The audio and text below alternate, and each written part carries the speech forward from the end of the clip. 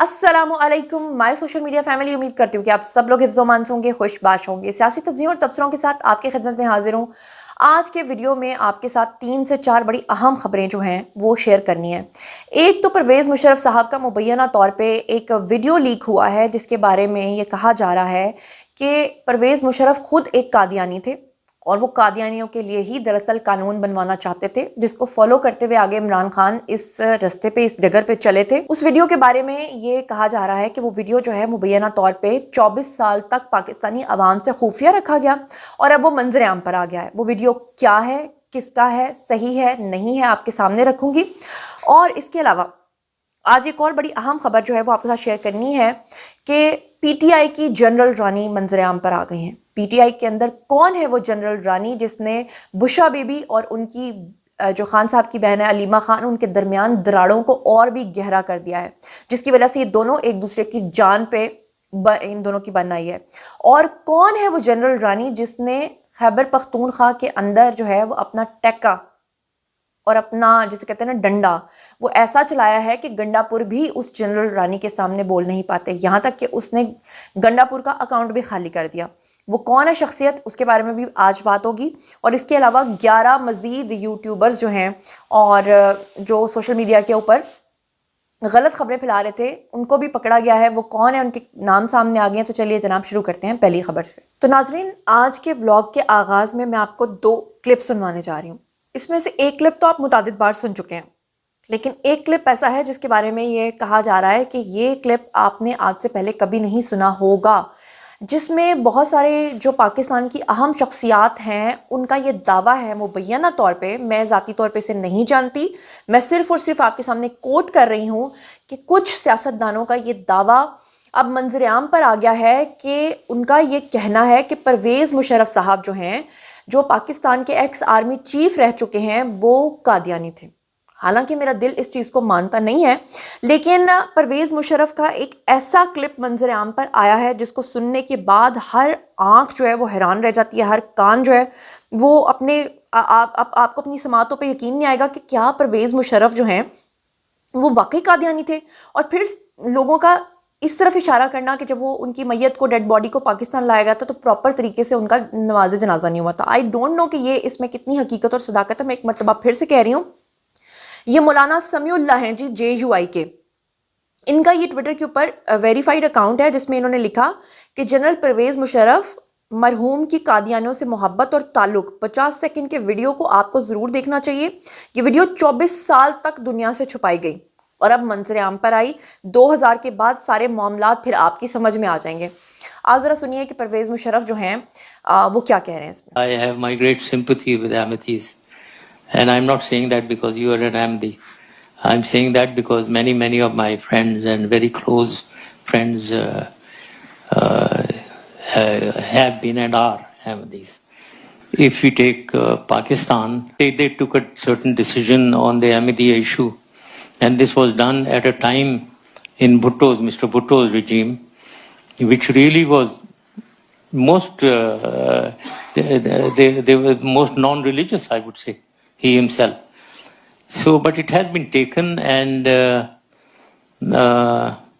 I think it is very difficult to undo it now. So you will have to live with it. जी, तो अगर तो ये video वाकई सही है और ये टेम्पर्ड नहीं है, तो इसके बाद मैं आपको एक और वीडियो सुनवाना चाहती हूँ जो कि मोहतरम इमरान खान साहब का है, जिसे मैं मुतादिद बार अपने व्लॉग में शामिल कर चुकी हूँ। मैं चाहती हूँ कि आप इमरान खान का ये क्लिप सुनें। मैं आज यहाँ सियासतदान की तरह शिरकत करने नहीं आया, एक मुसलमान की तरह आया। जो खत्म नबूवत का क्लॉज था पाकिस्तान के आइन में 1974 में लेके आए, 23 दिन पार्लियामेंट में डिबेट हुई। ये कोई उलमा नहीं लेके आए या मुशाइख नहीं लेके आए, पाकिस्तान की पार्लियामेंट में 23 दिन की डिबेट के बाद खत्म नबूवत का क्लॉज आया। सारी कौम ये पूछना चाहती है कि कौन था इसके पीछे, क्या वजह थी कि ये आइन के अंदर अमेंडमेंट करने के लिए और क्लॉज निकालने के लिए, चेंज करने के लिए क्या वजह थी। ये कौम इसको डिमांड करेगी, कौम इसका जवाब चाहेगी। इसके लिए जितनी भी देर होगा इस हुकूमत के लिए मुश्किल होता जाएगा जब तक इसका जवाब नहीं देगी। अच्छा जी, आपने ये क्लिप सुन लिया। अब मेरा ये फर्ज है कि मैं दोनों साइड की बात करूं। تو عمران خان کے بارے میں یہ جو کلپ آپ نے ابھی سنا ہے، اس کو سننے کے بعد تو آپ کو سمجھ آ جاتا ہے کہ کہانی کیا ہے. اور محسن بیگ جو ہیں انہوں نے صاف طور پہ کہا ہے کہ عمران خان جو ہیں وہ اسرائیل کے لیے کام کرتے ہیں، اور عمران خان کے دور اقتدار میں سب کو پتا ہے کہ اسرائیل سے ایک جہاز پاکستان آیا تھا. مگر یہ بھی آپ کو پتا ہے کہ عمران خان نے پہلی بار جو اسرائیل ہے وہ اپنا ڈیلیگیشن بھی بھیجا تھا. مگر ساتھ ہی میں آپ کو یہ بھی کلیئر کر دوں کہ میرا جو ایڈیٹر ہے جو یہ ویڈیو ایڈٹ کر رہا ہے، اس کا یہ کلیم ہے کہ عمران خان کے اوپر یہ بہتان ہے اور یہ جو عمران خان کا ویڈیو ہے یہ ٹیمپرڈ ہے.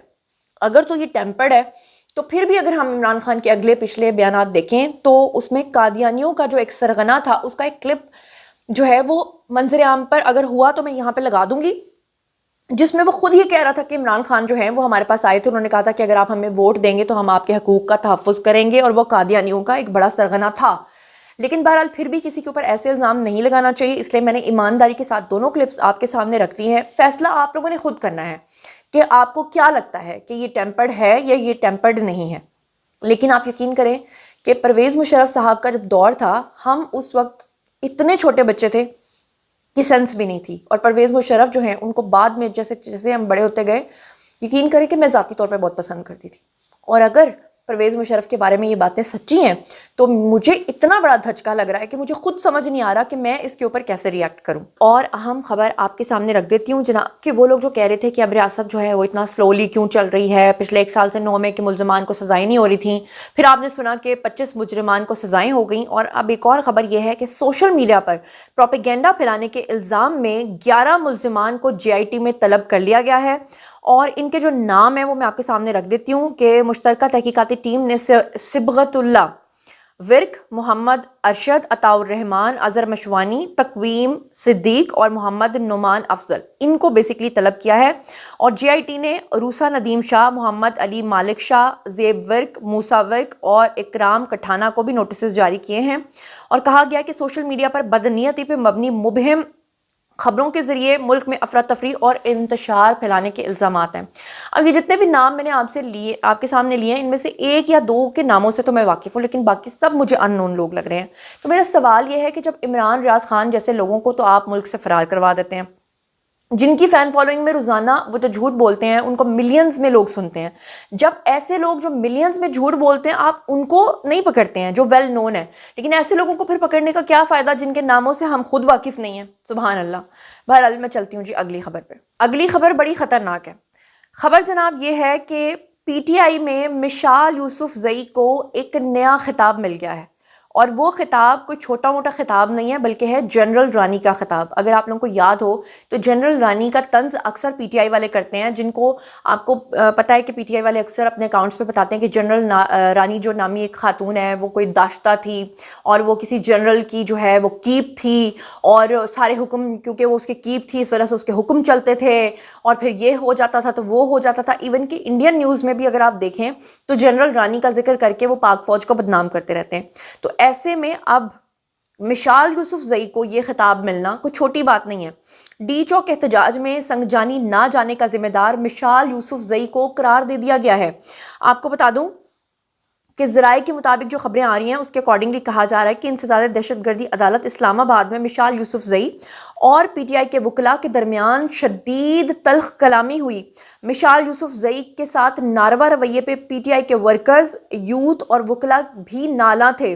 انصاف لائرز جو فرنٹ ہے ILF، ان کے ایک عہدیدار کا وائس نوٹ منظر عام پر آیا ہے جس میں اس نے کہا کہ مشال یوسف زئی کی غلط بیانی معاملات کے بگاڑ کا باعث بنے. انہوں نے کہا کہ مشال نے ضمانت کیس فکس ہونے کے باوجود 150 سے زائد کارکنان کو ورغلایا. وائس نوٹ کے مطابق اس میں یہ کہا گیا کہ PTI ذرائع کے مطابق مشال یوسف زئی پارٹی میں تفریق پیدا کر کے بانی اور ورکرز کے رہائی میں رکاوٹیں کھڑی کر رہی ہیں. اور ILF کے جو عہدیدار تھے انہوں نے ڈی چوک میں بھی سنگجانی نہ جانے کا ذمہ دار جو ہے وہ مشال یوسف زئی کو قرار دیتے ہوئے کہا، بلکہ انہوں نے کہا کہ بشا بی بی اور علیمہ خان میں مشال یوسف زئی دراصل درار ڈالتی ہیں، یعنی کہ نند اور بھابھی کے بیچ میں جو جھگڑا ہے وہ بھی مشال یوسف زئی کی وجہ سے ہے. انہوں نے کہا کہ مشال یوسف زئی کی غلط بیانی کی وجہ سے معاملات بگڑتے ہیں اور وہ فوٹو سیشن اور ویڈیوز کے لیے سامنے آ جاتی ہیں. کہا گیا کہ کارکنان کے کھانے کے انتظام میں بھی ہنگامہ آرائی کروائی گئی اور وزیر اعلیٰ خیبر پختونخوا علی امین گنڈا پور کے فنڈ سے 1,30,000 روپے کا کھانا بھی منگوایا گیا۔ یہ کارنامہ بھی انہی کے نام پہ آ رہا ہے۔ پی ٹی آئی میں مشال یوسف زئی کو جنرل رانی کا خطاب مل گیا۔ پارٹی ذرائع کا کہنا ہے کہ مشال یوسف زئی حقیقی آزادی کو تحریک کو نقصان اور ناممکن بنانے کے مشن پر کام کر رہی ہیں۔ اب یہ فیصلہ تو آپ لوگوں نے کرنا ہے کہ وہ جنرل رانی ہیں یا نہیں ہے، لیکن میں نے آپ کو بتا دیا۔ ایک اور مزیدار اور اہم خبر یہ ہے کہ بنگلہ دیش کے جو وزیر اعظم ہیں انہوں نے یہ کہا ہے کہ ہم 1971 میں جنگ کے مسائل کو پاکستان کے ساتھ مل کر حل کرنا چاہتے ہیں اور پاکستان کے ساتھ تعلقات کو مضبوط کرنا چاہتے ہیں۔ اس سے پہلے میں نے ٹویٹ کی تھی کہ جناب ہمارے جتنے بھی سنگرز ہیں، ہمارے جو جل بینڈ ہے وہ بنگلہ دیش میں جا کر انہوں نے پرفارم کیا اور اتنی محبت ان کو ملی کہ وہاں پہ فوج بلانی پڑ گئی۔ اس کے علاوہ راحت فتح علی خان نے وہاں پر جا کر کانسرٹ کیا، ان کو بہت زیادہ محبتوں سے لوگوں نے نوازا۔ بھارتی میڈیا آج کل اتنا زیادہ سیخ پا ہے، بنگلہ دیش پاکستان کے ساتھ وہی بھائی چارہ دوبارہ سے شروع کر رہا ہے، پاکستان کے ساتھ تجارت کر رہا ہے، اور اب تو کچھ اس طرح کی خبریں بھی سننے کو مل رہی ہیں کہ اب ہماری جو پاک فوج ہے وہ وہاں کے جو فوجی ہیں ان کو تربیت بھی دیا کرے گی، اور اس کے اوپر بھارت جو ہے وہ انتہائی پریشان ہے، سیخ پا ہیں، ان کو سمجھ کچھ آ نہیں رہی ہے۔ دوسری طرف یہ جو آج کی خبریں میں نے آپ کے ساتھ شیئر کی ہیں یہ بھی آپ کے سامنے ہے۔ باری ہے جی آپ لوگوں کی، آئی کامنٹ سیکشن میں اور بتائیے آپ ان تمام چیزوں کے بارے میں کیا سوچتے سمجھتے ہیں۔ جو کچھ بھی آپ سوچتے سمجھتے ہیں شیئر کیجیے، پرسنلی جواب دوں گی۔ مزید خبریں، ولاگز، انٹرویوز اور ذاتی تجزیے جاننے کے لیے میرے ساتھ کنیکٹڈ رہنا ہرگز مت بھولیے گا۔ چینل کو سبسکرائب کر لیجیے گا۔ اپنا بہت خیال رکھیے گا۔ اللہ نگہبان۔